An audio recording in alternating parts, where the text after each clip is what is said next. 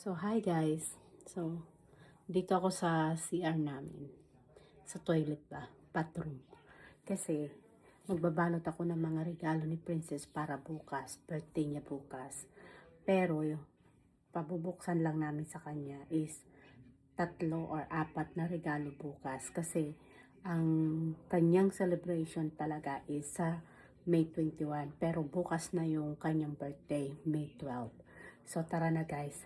Samahan niyo ko magbalot ng regalo.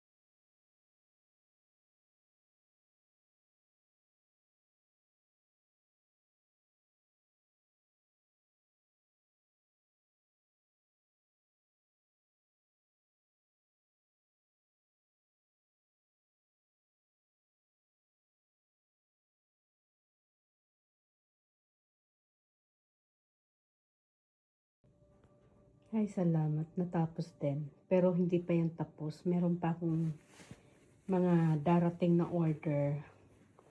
So, hinihintay ko pa yun. So, madami pa akong ibabalot.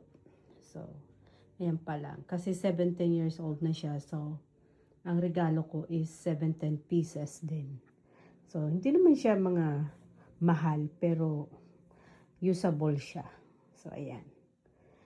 Alam ko magugustuhan niya yan. So, see you. Happy birthday, Princess, tomorrow. Love you, Nak.